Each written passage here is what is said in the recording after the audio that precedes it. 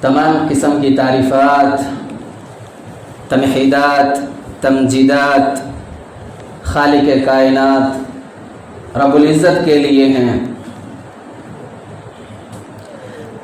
جس نے انسانیت کو عدم سے وجود میں لا کر اپنی تمام مخلوقات پر فوقیت اور برتری عطا فرمائی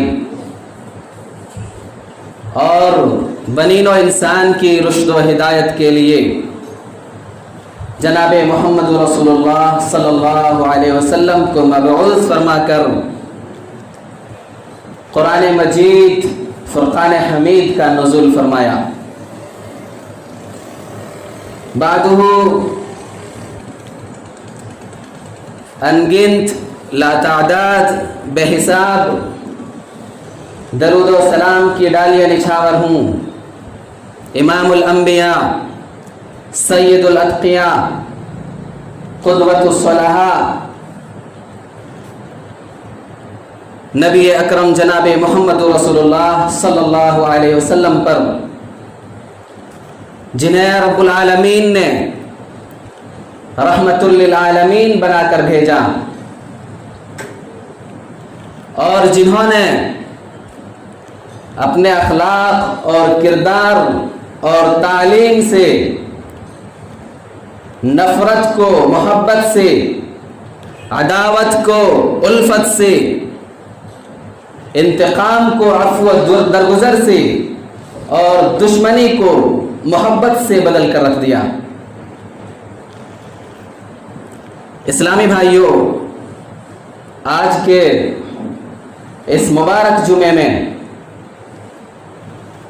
جس ٹاپک کے تحت آپ کے سامنے گفتگو کرنے جا رہا ہوں وہ ہے سیرت النبی صلی اللہ علیہ وسلم کے اخلاقی اور عفو و درگزر کا پہلو۔ اسلامی بھائیوں، نبی اکرم صلی اللہ علیہ وسلم کے آنے سے پہلے دور جاہلیت میں کس قدر خطرناک اور درندہ صفت انسان تھے۔ اسلامی بھائیوں، خطبہ مسنونہ کے بعد سورہ آل عمران کی ایک آیت تلاوت فرمائی ہے۔ اس آیت میں رب ذوالجلال والاکرام نے ایک بہت بڑے احسان کا ذکر فرما رہا ہے کہ انسانوں کے لیے، ہمارے لیے سب سے بڑا احسان، انسانوں پر سب سے بڑا انعام اور سب سے بڑا اکرام کیا چیز ہے؟ اس کا ترجمہ سب سے پہلے آپ سن لیں۔ وَاذْكُرُوا نِعْمَةَ اللَّهِ عَلَيْكُمْ، یاد کرو اللہ تعالیٰ کی اس نعمت کو جو اللہ تعالیٰ نے تم پر فرمائی ہے۔ تم آپس میں دشمن تھے ایک دوسرے کے، لیکن رب ذوالجلال والاکرام نے تمہارے دلوں میں الفت پیدا فرما دی، جس کی وجہ سے تم آپس میں بھائی بھائی ہو گئے اور جہنم کی آگ کے گڑھے کے کنارے تھے، اللہ نے اسے تمہیں بچا لیا۔ اسلامی بھائیوں، رب ذوالجلال والاکرام کے بے شمار احسانات اور انعامات ہیں انسانوں پر، بہت زیادہ ہیں، انہیں شمار نہیں کر سکتے۔ رب ذوالجلال والاکرام نے فرما دیا ہے کہ اس روئے زمین کے سارے دریاؤں، نہروں اور سمندروں کو روشنائی میں تبدیل کر لو، اور اس کرۂ ارض، اس دنیا کے اندر جتنے بھی پیڑ پودے اور درخت ہیں ان کو کاٹ کر قلمیں بنا لو، اور اللہ کی دی ہوئی نعمتوں کو لکھنا چاہو، نوازشات الہی کو شمار کرنا چاہو تو نہیں کر سکتے۔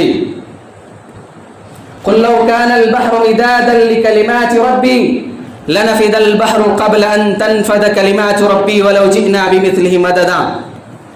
اے پیغمبر کہہ دیجئے کہ میرے رب کے کلمات کو لکھنے کے لیے اگر سمندروں کے سارے پانی اگر سیاہی میں تبدیل کر لو، اس زمین کے سارے پیڑ پودے اور درخت کو کاٹ کر قلم بنا لو، اور اللہ کی نعمتوں کو لکھنا چاہو تو یہ ساری چیزیں ختم ہو جائیں گی، اللہ کے کلمات اور احسانات ختم نہیں ہوں گے۔ مزید آگے فرمایا وَلَوْ أَنَّ مَا فِي الْأَرْضِ مِنْ شَجَرَةٍ أَقْلَامٌ وَالْبَحْرُ يَمُدُّهُ مِنْ بَعْدِهِ سَبْعَةُ أَبْحُرٍ مَا نَفِدَتْ كَلِمَاتُ اللَّهِ۔ رب ذوالجلال والاکرام نے کہا اس دنیا کے سارے سمندروں کو سیاہی بنا لو، پیڑ پودوں کو کاٹ کر قلم بنا لو، ایک مرتبہ نہیں، 2 مرتبہ نہیں، 3 مرتبہ نہیں، 7 مرتبہ ایسا کر لو، 7 مرتبہ لکھنا چاہو تب بھی نہیں لکھ سکتے۔ اللہ کے انعامات اور احسانات نہیں ختم ہو سکتے۔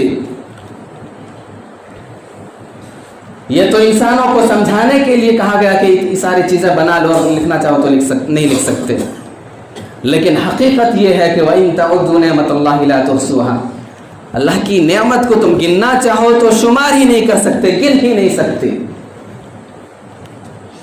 گن نہیں سکتے اللہ کی نعمتوں کو۔ اسلامی بھائیو، رب ذوالجلال والاکرام نے بے شمار انعامات اور احسانات کیا ہے انسانوں کے اوپر، لیکن کسی نعمت کے نوازنے سے رب ذوالجلال والاکرام نے نہیں کہا کہ ہم نے تم پر احسان کیا ہے۔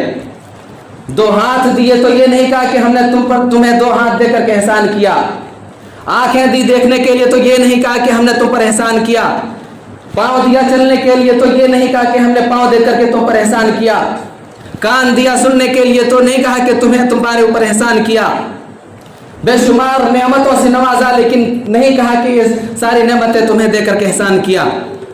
لیکن ایک ایسی نعمت ہے جو ان تمام نعمتوں سے سب سے بڑھ کر ہے، سب سے بڑا احسان ہے، جب اس احسان سے، اس نعمت سے رب ذوالجلال والاکرام نے نوازا تو انسانوں سے کہا کہ اے مومنو، رب ذوالجلال والاکرام نے تمہارے اوپر احسان کیا ہے۔ لقد من اللہ علی المؤمنین اذ بعث فیہم رسولا من انفسہم یتلو علیہم آیاتہ ویزکیہم ویعلمہم الکتاب والحکمہ وان کانوا من قبل لفی ضلال مبین۔ جب رسول اکرم صلی اللہ علیہ وسلم کو مبعوث فرمایا ہمارے لیے، ہماری رشد و ہدایت کے لیے، ہمیں سیدھی راہ دکھانے کے لیے، تو رب ذوالجلال والاکرام نے کہا ہے کہ اے بندو، میں نے تمہارے اوپر احسان کیا ہے رسول اللہ صلی اللہ علیہ وسلم کو بھیج کر۔ رسول اکرم صلی اللہ علیہ وسلم کو بھیج کر ہمارے اوپر احسان کیوں کیا؟ تاکہ وہ رسول ہمارے درمیان آ کر کے اللہ کی آیتوں کو پڑھ کر سنائے، ہمیں گناہوں سے بچائے، وَيُزَكِّيهِمْ، اور پاکیزگی عطا فرمائے، پاکیزہ کرے، توحید سے پاک کرے، شرک و بدعات سے پاک کرے اور توحید کی جانب لائے، گندگیوں سے پاک کرے، وَيُعَلِّمُهُمُ الْكِتَابَ وَالْحِكْمَةَ، اور کتاب و حکمت کی تعلیم دے، وَإِن كَانُوا مِن قَبْلُ لَفِي ضَلَالٍ مُبِينٍ۔ لوگوں، نبی اکرم صلی اللہ علیہ وسلم کے آنے سے پہلے تم کھلی گمراہی میں تھے، ضلالت و گمراہی پر تھے، نبی اکرم صلی اللہ علیہ وسلم کے آنے کی وجہ سے تم سیدھی راہ پر آ گئے۔ اسی لیے کہا کہ سب سے بڑا احسان انسانوں کے اوپر اور مومنوں پر نبی اکرم صلی اللہ علیہ وسلم کو بھیج کر کیا ہے۔ نبی اکرم صلی اللہ علیہ وسلم کے آنے سے پہلے ہر قبیلہ دوسرے قبیلے سے متنفر تھا، اس قدر مشتعل جذبے والے تھے کہ ذرا سی بات پر خود کی ندیاں بہہ جاتی تھی۔ محبت، الفت، شفقت اور رحمت کی کوئی نام کی کوئی چیز نہیں تھی۔ عرب کا معاشرہ ایسا تھا جس میں غیر اللہ کی پرستش، انسانی قدروں کی پامالی اور مالی بے ضابطگی عروج پر تھی۔ قوم کے بااختیار اصحاب العقد قومی خزانے میں خرد و برد جیسی شنی بد اخلاقیوں میں ملوث تھے، اور عرب کے ممتاز خاندان کے بااختیار فرد ابو لہب نے حرم میں مدت سے محفوظ غزال زریں یعنی سونے کا ہرن چرا کر بیچ ڈالا۔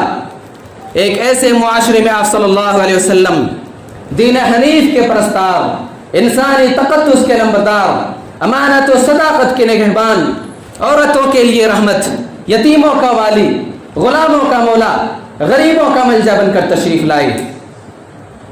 اسلامی بھائیوں، نبی اکرم صلی اللہ علیہ وسلم سب سے زیادہ اچھے اخلاق والے تھے۔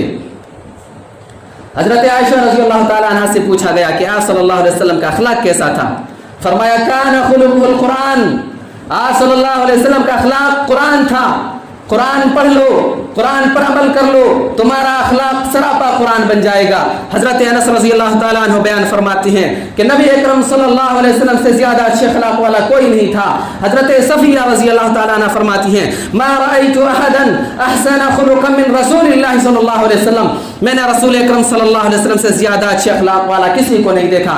بخاری اور مسلم کی روایت ہے۔ اور حضرت صفیہ رضی اللہ تعالیٰ عنہ نے کیا اس کائنات نے نہیں دیکھا نبی اکرم صلی اللہ علیہ وسلم کی طرح۔ رب ذوالجلال والاکرام فرماتا ہے کہ کس قدر تمہارا نبی نرم دل اور رحم دل ہے۔ فبما رحمت من اللہ لنت لهم ولو كنت فظا غلیظ القلب لانفضوا من حولك، کہ اللہ تعالیٰ کی رحمت کے باعث آپ صلی اللہ علیہ وسلم ان پر نرم دل ہیں۔ اگر آپ بد زبان سخت دل ہوتے تو لوگ سب کے سب آپ کے پاس سے چھٹ جاتے، آپ کے پاس کوئی نہیں آتا۔ اسلامی بھائیوں، تاریخ نے اس بات کی گواہی دی، کوئی بھی پیغمبر اپنی امت کے لیے اس قدر مشفق اور رحم دل نہیں تھا جس قدر حضرت رؤوف الرحیم صلی اللہ علیہ وسلم مسلمانوں کے لیے تھے۔ مسلم کی روایت ہے، حضرت عبداللہ بن عمرو بن عاص رضی اللہ تعالیٰ عنہ بیان فرماتے ہیں نبی اکرم صلی اللہ علیہ وسلم نے حضرت ابراہیم علیہ السلام کا وہ قول جو قرآن میں مذکور ہے تلاوت فرمائی، رب انہن اضللن کثیر من الناس فمن تبعنی فانہ منی ومن عصانی فانک غفور رحیم، اے میرے رب ان بتوں نے بہت سارے لوگوں کو گمراہ کر دیا ہے، پھر جو شخص میری راہ پر چلے وہ میرا ہے۔ پھر نبی اکرم صلی اللہ علیہ وسلم نے عیسیٰ علیہ السلام کا یہ قول جو قرآن میں مذکور ہے تلاوت فرمائی، ان تعذبهم فانهم عبادک وان تغفر لهم فانک انت العزیز الحکیم، اے میرے پروردگار اگر تو ان کو سزا دے گا تو یہ تیرے ہی بندے ہیں، اور اگر تو ان کو معاف فرما دے گا تو تو غالب حکمت والا ہے۔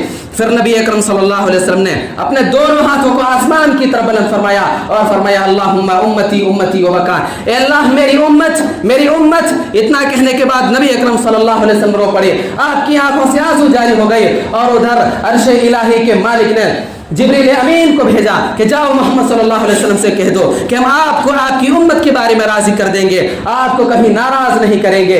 اسلامی بھائیوں، بخاری کی روایت ہے نبی اکرم صلی اللہ علیہ وسلم نے ارشاد فرمایا ہر پیغمبر نے ایک ایک دعا کی ہے جس کو رب ذوالجلال والاکرام نے قبول فرمایا ہے، اور میرے لیے اے میری امت کے لوگوں میرے لیے بھی ایک دعا ہے جس کو میں نے تمہاری شفاعت کے لیے قیامت کے دن کے لیے چھوڑ رکھی ہے۔ اللہ اکبر۔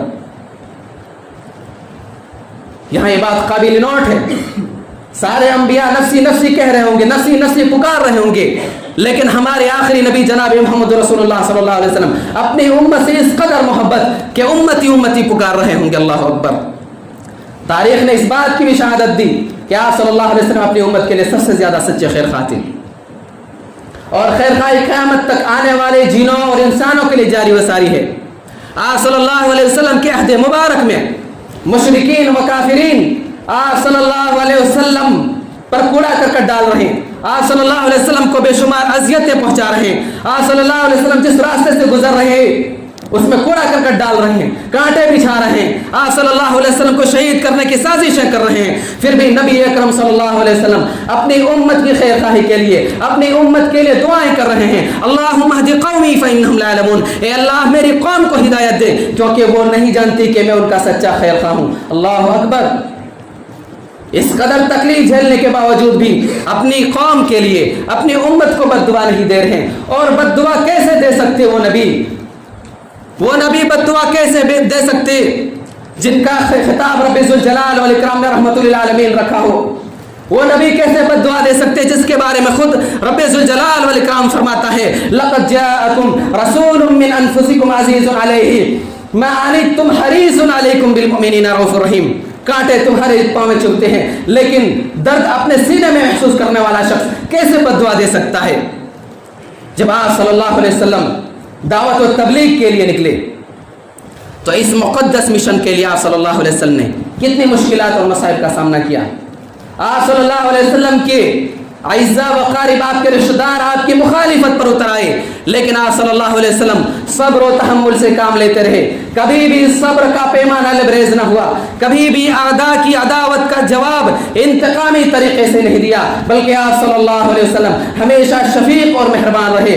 آپ صلی اللہ علیہ وسلم کے راستے میں گندگی پھینکنے والی دشمن عورت جب بیمار پڑ گئی تو نبی اکرم صلی اللہ علیہ وسلم اس کی تیمارداری کے لیے اس کے گھر تشریف لے گئے. نماز کی حالت میں آپ صلی اللہ علیہ وسلم کے جسم اطہر پر اونٹ کی گندی اوجڑی پھینکنے والے بے ادب دشمن کو بھی بددعا نہیں دی. اور ہجرت کے سفر میں قتل کی نیت سے تعاقب اور پیچھا کرنے والے سرقہ کو بھی زندگی کی امان دے دی. اور احد کے دن آپ صلی اللہ علیہ وسلم کے دندان مبارک کو شہید کرنے والے دشمن کو بھی بددعا نہیں دی. اور جب آپ صلی اللہ علیہ وسلم صاحب اقتدار اور با اختیار بن کر فاتح مکہ بن کر سرزمین مکہ میں قدم رکھا تو فتح و کامیابی کے سرور میں اظہار احسانوں اور بے گھر کرنے والے دشمنوں کو تحتیگ نہیں کیا اور نہ ہی پسے دیوار زندہ پھینکا, بلکہ شفقت اور مہربانی کا بے مثال مظاہرہ کرتے ہوئے عام معافی کا اعلان کر دیا. اور کہا کہ قریش کے لوگوں, اے مکہ والوں بتاؤ آج میں تمہارے ساتھ کیا سلوک کروں. آج میں نے مکہ کو فتح کر لیا ہے, مکہ میرے ہاتھ میں آ گیا ہے, آج میرے ساتھ ہزاروں کی لشکر موجود ہے. اگر میں ایک بار اشارہ کر دوں تو تمہاری گردنیں تن سے جدا کر دیں گے. بتاؤ تمہارے ساتھ کیا سلوک کروں. قریش ندامت سے سرشار ہیں, شرمندگی سے ان کا سر جھکا ہوا ہے. ایک جرم یاد آ رہا ہے کہ ہم نے ایسے ظلم ڈھایا تھا ان کے اوپر, مکہ سے نکلنے پر مجبور کیا تھا. ایک جرم یاد آ رہا ہے, پھر بھی رحم و کرم کے منتظر ہیں. کہا انت اخ کریم ابن اخ کریم, کہا کہ تو شریف بھائی ہے, ہمارا شریف بھائی کا بیٹا ہے. نبی اکرم صلی اللہ علیہ وسلم نے ارشاد فرمایا کہ آج میں وہی کہتا ہوں جو یوسف علیہ السلام نے اپنے بھائیوں سے کہا تھا. کیا کہا تھا؟ لا تثریب علیکم اليوم اذهبوا انتم الطلقاء, کہ آج کے دن تم پر کوئی الزام نہیں, جاؤ تم سب کے سب آزاد ہو, تم سے کوئی بدلہ نہیں لوں گا, جاؤ تم سب کے سب آزاد ہو. مسلمانوں ذرا بتلاؤ, کیا اس دن نبی صلی اللہ علیہ وسلم کو گالی دینے والا دشمن موجود نہیں تھا؟ کیا اس وقت نبی اکرم صلی اللہ علیہ وسلم کو مکہ سے نکالنے والے دشمن موجود نہیں تھے؟ کیا اس وقت صحابہ اکرام رضی اللہ عنہم اجمعین کو ستانے والے لوگ موجود نہیں تھے؟ کیا اس وقت حضرت بلال کو مکہ کی گلیوں میں گھسیٹنے والا موجود نہیں تھا؟ کیا اس وقت حضرت سمیہ رضی اللہ تعالی عنہا کی عزت و آبرو کو چھلنی کر کے ان کے جسم کے 2 ٹکڑے کر کے ان کو شہید کرنے والے کی اولاد موجود نہیں تھی؟ کیا اس وقت حضرت حمزہ رضی اللہ تعالی عنہ کے سینے کو چاک کر کے کلیجے نکالنے والی عورت موجود نہیں تھی؟ سارے لوگ موجود تھے, سب کے سب موجود تھے, لیکن نبی اکرم صلی اللہ علیہ وسلم نے عام معافی کا اعلان کر دیا کہ جاؤ تم سے کوئی بدلہ نہیں لوں گا. آپ صلی اللہ علیہ وسلم کی حیات مبارکہ کا لمحہ اغیار و اعداء پر عنایات سے بھرا ہوا ہے, لیکن مقدس زندگی کا وہ واقعہ تو ایسا ہے جس کی تاریخ انسانی میں کوئی نظیر اور مثال نہیں ملتی. جب آپ صلی اللہ علیہ وسلم طائف کی بستی میں لوگوں کو دنیاوی اور اخروی زندگی کی کامیابی کا راز بتانے گئے تو لوگ آپ صلی اللہ علیہ وسلم پر پل پڑے, آپ صلی اللہ علیہ وسلم کو مارا پیٹا, آپ صلی اللہ علیہ وسلم کو زد و کوب کیا, آپ کی توہین کی, آپ کا تمسخر اڑایا اور شتر بے مہار آوارہ جوانوں کو پیچھے لگا دیا. نبی اکرم صلی اللہ علیہ وسلم جس راستے سے گزر رہے تھے وہ پتھروں سے مار رہے تھے, پتھر برسا رہے تھے, دونوں طرف سے پتھر برسا رہے تھے. اس قدر پتھر برسائے کہ نبی اکرم صلی اللہ علیہ وسلم کے جسم سے خون کا فوارہ نکل پڑا, خون کا فوارہ پھوٹ پڑا. آپ صلی اللہ علیہ وسلم کا جسم لہو لہان ہو گیا خون سے, آپ صلی اللہ علیہ وسلم کا کپڑا جسم سے چپک گیا, جوتا پاؤں میں جم گیا, اور شدت علم سے, شدت تکلیف سے اس قدر نڈھال ہوئے کہ آپ صلی اللہ علیہ وسلم پر غشی طاری ہو گئی. آپ صلی اللہ علیہ وسلم بے ہوش ہو کر کے زمین پر گر پڑے. اور جب آپ صلی اللہ علیہ وسلم کو ہوش آیا, آپ صلی اللہ علیہ وسلم نے جب اپنے سر اقدس کو اٹھایا تو رب ذوالجلال والاکرام کے فرشتے وہاں موجود تھے. کیا کہہ رہے تھے فرشتے؟ فرشتے موجود تھے, آپ سے اجازت کے طالب تھے کہ آپ اجازت دیں تو طائف والوں کو صفحے ہستی سے مٹا دیں گے, دو پہاڑوں کے درمیان رکھ کے ان کو ہم پیس ڈالیں گے, ہلاک و برباد کر دیں گے. لیکن قربان جاؤ اس آخری نبی رحمت للعالمین نبی پر کیا فرماتے ہیں؟ ارجو ان یخرج اللہ عز وجل من اصلابهم من یعبد اللہ عز وجل وحدہ لا یشرک به شیئا. بخاری کی روایت ہے کہ مجھے امید ہے کہ اللہ تعالیٰ ان کی پشتوں سے ایسی اولاد پیدا کرے گا جو ایک اللہ کی پرستش کرنے والی ہوگی, جو ایک اللہ کی بندگی کرنے والی ہوگی اور اس کے ساتھ کسی کو شریک نہیں کرے گی. چنانچہ 8 سال کے بعد پورا طائف اسلام کے اندر داخل ہو گیا. اسلامی بھائیو, یہاں یہ بات قابل نوٹ ہے کہ طائف کے لوگوں نے آپ صلی اللہ علیہ وسلم پر پتھر پھینکے جن کا کل وزن کتنا ہو سکتا ہے؟ کچھ من سے زیادہ نہیں ہوگا. لیکن رب ذوالجلال والاکرام نے پہاڑوں کے فرشتوں کو حکم دیا کہ اگر آپ بدلہ لینا چاہیں تو پہاڑوں کے ذریعے سے ہم ان کو ہلاک کر دیں گے. پہاڑ کتنا وزن ہوگا؟ کوئی کسی نے ناپا ہے؟ کسی نے وزن کیا ہے؟ اللہ اکبر. لیکن نبی اکرم صلی اللہ علیہ وسلم نے کہا اگر یہ اسلام قبول نہیں کرتے, ایمان نہیں لاتے, تو ان کی نسل اور ان کی اولاد ضرور ایمان لائے گی. 8 سال کے بعد ان کی نسل اور پورا طائف اسلام کے اندر داخل ہو گیا. اسلامی بھائیوں, حضرت نوح علیہ السلام نے جب قوم کی نافرمانی دیکھی تو ایک وقت پکار اٹھے, رب لا تذر علی الارض من الکافرین دیارا انک ان تذرهم یضلوا عبادک ولا یلدوا الا فاجرا کفارا. اے میرے رب, زمین پر بسنے والا ایک بھی کافر کو نہ چھوڑ, اگر تو نے ان کو چھوڑ دیا تو وہ تیرے بندوں کو گمراہ کریں گے اور ان کی نسل سے جو بھی پیدا ہوگا بدکار اور سخت کافر ہی ہوگا. اسی طرح جب مدین والوں نے حضرت شعیب علیہ السلام کو جھٹلایا تو اس کے نتیجے میں رب ذوالجلال والاکرام نے اس قوم کو ہلاک و برباد کر دیا, تہس نہس کر دیا اور عذاب آیا. اور جب پوری قوم تہس نہس اور برباد ہو گئی تو شعیب علیہ السلام نے اپنی قوم سے کہا یا قوم لقد ابلغتکم رسالات ربی ونصحت لکم فکیف آسى علی قوم کافرین. اے میری قوم کے لوگوں, میں اپنے رب کا پیغام تم تک پہنچا چکا اور میں نے تمہارا بھلا چاہا تھا, لیکن اب میں نہ ماننے والے کافروں پر کیا غم کھاؤں اور کیوں غم کھاؤں. لیکن اس کے برعکس ہمارے آخری نبی جناب محمد رسول اللہ صلی اللہ علیہ وسلم زبردست ایذاؤں پر بھی مایوسی کا اظہار نہیں کیا, بلکہ اس کے الٹا نبی اکرم صلی اللہ علیہ وسلم کو قوم ستا رہی تھی, لیکن پھر بھی ان کے حق میں دعائیں کرتے جا رہے تھے, اللہم اہد قومی فانہم لا یعلمون. اسلامی بھائیوں, مسلم کی روایت ہے نبی اکرم صلی اللہ علیہ وسلم سے عرض کیا گیا کہ آپ کافرین اور مشرکین کے لیے بد دعا کیوں نہیں کر دیتے؟ نبی اکرم صلی اللہ علیہ وسلم نے ارشاد فرمایا انی لم ابعث لعانا وانما بعثت رحمہ. میں لعنت کرنے والا بنا کر نہیں بھیجا گیا بلکہ میں رحمت بنا کر کے بھیجا گیا ہوں. الغرض, اللہ کے رسول صلی اللہ علیہ وسلم اپنی امت کے لیے سب سے زیادہ مشفق اور رحم دل تھے. اور قیامت کے دن بھی ہوں گے جب لوگ پل صراط سے گزر رہے ہوں گے تو ہمارے آخری نبی جناب محمد رسول اللہ صلی اللہ علیہ وسلم دعائیں کر رہے ہوں گے, اللہ تو انہیں سلامت رکھ, اے اللہ تو انہیں سلامت رکھ. لیکن اسلامی بھائیوں, آج ہمیں یہ دیکھنا ہے کہ ہم نبی اکرم صلی اللہ علیہ وسلم کی کتنی اطاعت و پیروی کر رہے ہیں. ہم نبی اکرم صلی اللہ علیہ وسلم کی سنت کی کتنی اطاعت و پیروی کر رہے ہیں, کتنی وفاداری کر رہے ہیں. اطاعت و پیروی کا کیا مطلب؟ نبی اکرم صلی اللہ علیہ وسلم نے جن چیزوں سے ہمیں روکا ہے اس سے فوراً رک جائیں.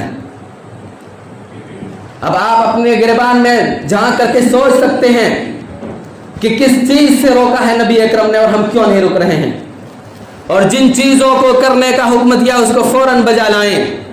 اپنے گریبان میں جھانک کر دیکھ لیں کہ نبی اکرم صلی اللہ علیہ وسلم نے کن چیزوں کو کرنے کا حکم دیا ہے اور کیا ہم کر رہے ہیں اسے۔ اسلامی بھائیوں، جب ہم معاشرے کا جائزہ لیتے ہیں تو پتہ چلتا ہے کہ بات بات پر، قدم قدم پر ہم نبی اکرم صلی اللہ علیہ وسلم کی سنت کی دھجیاں اڑا رہے ہیں، سنت رسول کی مخالفت کر رہے ہیں۔ نبی اکرم صلی اللہ علیہ وسلم نے کہا کپڑا ٹکنے سے اوپر رکھو، ہم کبر و غرور اور فخر و مباحات میں آ کر کے کپڑا ٹکنے سے نیچے لٹکا کر چل رہے ہیں۔ نبی اکرم صلی اللہ علیہ وسلم نے کہا اسلامی وضاحت اپناؤ، ہم یہودیوں کی وضاحت اپناتے ہیں۔ نبی اکرم صلی اللہ علیہ وسلم نے کہا یتیموں اور بیواؤں کا خیال کرو، ہم انہیں حقیر اور فقیر سمجھ کر کے دھتکار اور پھٹکار دیتے ہیں۔ نبی اکرم صلی اللہ علیہ وسلم نے کہا شرک و بدعت سے باز آ جاؤ، ہم باز نہیں آتے۔ تو بتاؤ مسلمانوں، کل قیامت کے دن رسول اکرم صلی اللہ علیہ وسلم کی شفاعت کے ہم حقدار ہوں گے؟ مسلمانوں، سنت رسول صلی اللہ علیہ وسلم پر چھری چلانے سے پہلے تمہیں یہ سوچ لینا چاہیے تھا کہ کل قیامت کے دن رسول اکرم صلی اللہ علیہ وسلم کو یہ چہرہ دکھانا ہے۔ سنت رسول صلی اللہ علیہ وسلم کی مخالفت کرنے سے پہلے تمہیں یہ سوچ لینا چاہیے تھا کہ کل قیامت کے دن نبی اکرم صلی اللہ علیہ وسلم کے ہاتھوں سے حوض کوثر کا پانی پینا ہے۔ اسلامی بھائیوں، نبی اکرم صلی اللہ علیہ وسلم رحم دل، مشفق اور مہربان ہونے کے باوجود بھی تمہارے لیے شفاعت نہیں فرمائیں گے۔ کیوں؟ اگر تم شرک و بدعت سے باز نہیں آئے، اگر اس دین میں نئی چیزیں ایجاد کرنے سے باز نہیں آئے، سنت رسول صلی اللہ علیہ وسلم کی مخالفت کرنے سے باز نہیں آئے، تو قیامت کے دن انسان کی زبان باہر لٹک رہی ہوگی پیاس کی وجہ سے، پیاس کی وجہ سے یہ زبان باہر نکل آئے گی، دوڑے دوڑے حوض کوثر کی طرف جاؤ گے، نبی اکرم صلی اللہ علیہ وسلم کے ہاتھوں سے حوض کوثر کا پانی پینے کے لیے۔ وہاں سے تمہیں دھتکار اور پھٹکار دیا جائے گا، بھگا دیا جائے گا وہاں سے۔ اس وقت کس کمپنی کی بسلیری پیو گے؟ کس درخت کے سائے میں بیٹھو گے؟ اس وقت کہاں جاؤ گے؟ مسلمانوں، وقت رہتے ہوئے اپنے آپ کو اخلاق و کردار کا حامل بنا لو، اپنے آپ کو دیندار بنا لو، اپنے آپ کو 5 وقتہ نمازی بنا لو، اپنے آپ کو 5 وقتہ نمازی بنا لو، اپنے آپ کو سنت رسول اللہ صلی اللہ علیہ وسلم کا پابند بنا لو۔ اسی میں ہماری خیر و بھلائی ہے۔ اللہ تعالی ہمیں توفیق دے، اللہ تعالی ہمیں اس پر عمل کرنے کی توفیق دے۔ آمین وآخر دعوانا الحمدللہ رب العالمین۔